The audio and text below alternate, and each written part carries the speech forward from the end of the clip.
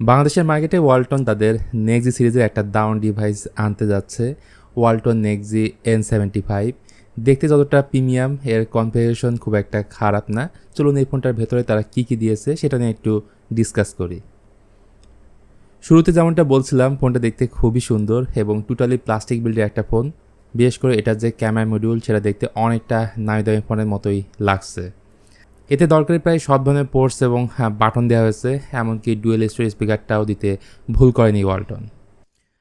ডিজাইনের পরে এই ফোনটার ডিসপ্লেটা আপনার কাছে ভালো লাগবে। সামনে রয়েছে 6.7 ইঞ্চির একটা 5 হোল ডিসপ্লে, যেটার রেজলিউশন হচ্ছে 720x1600 এবং এটা 120 hertz high refresh rate support করে। শার্পনেসে ঘাটতি খুব কাছ থেকে দেখলে আর কি বোঝা যায়। এমনিতে ব্রাইটনেস নেই, কোনো ধরনের কমপ্লেন নেই। ডিসপ্লেটার টাচ স্যাম্পলিং রেট হচ্ছে 240 হার্জ, আর মোস্ট প্রবাবলি এই ডিসপ্লের উপরে কোনো ধরনের প্রোটেকশন ব্যবহার করা হয়নি। সেই সঙ্গে খারাপ দিক নিয়ে বললে লস চেনটা বেশ ভালোই মোটা দেওয়া হয়েছে। যাই হোক, এই ডিসপ্লে কালার, কন্ট্রাস্ট এই বিষয়গুলো আপনার কাছে ভালোই লাগবে।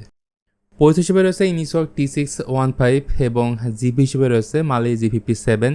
সোজা কথায় এই ইনিসওয়ার্ক T615কে এন্ট্রি লেভেল চিপস হিসেবে আর কি ধরা হয়। সো এই ফোনে গেম খেলার কথা চিন্তা করলে এই ফোনটা ভুলেও আপনারা কিনবেন না।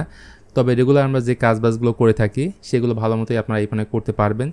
সাথে থাকছে 4 GB র্যাম, যদিও ওয়ালটন এটিকে 8 GB র্যাপিড মেমোরি বলছে, মানে স্টোরেজ থেকে 4 GB দিয়ে আর কি 8 GB হচ্ছে। তবে অ্যাকচুয়াল র্যাম হচ্ছে 4 GB, বাকি 4 GB থাকছে ভার্চুয়াল, আর স্টোরেজ হিসেবে থাকছে 128 GB। ভালো বিষয় হচ্ছে ওয়ালটনের এই ফোনে রয়েছে অ্যান্ড্রয়েড 15-এর গো এডিশন, এবং অনেকে জানেন গো এডিশন ইউআই হিসেবে অনেক কম রিসোর্স ব্যবহার করে থাকে, যার ব্যাকএন্ডে থাকছে DDoS। ক্যামেরা সেট আপ নিয়ে বললে এই ফোনের রিয়ারে টোটাল 3টা ক্যামেরা থাকছে, যদিও দেখে মনে হচ্ছে এখানে 5টা ক্যামেরা আছে। মেইন ক্যামেরাটা হচ্ছে 52 মেগাপিক্সেল, তার সঙ্গে থাকছে আরও 2টি ক্যামেরা সেন্সর, যেগুলো বেসিক্যালি কোনো কাজের না। আর ফ্রন্টে ব্যবহার করা হয়েছে 8 মেগাপিক্সেলের সেলফি ক্যামেরা। ক্যামেরা রেজাল্ট সম্পর্কে জানতে আপনাকে আরও কিছুটা সময় ওয়েট করতে হবে, যেহেতু এই ফোনটা এখনও অফিসিয়ালি রিলিজই হয়নি।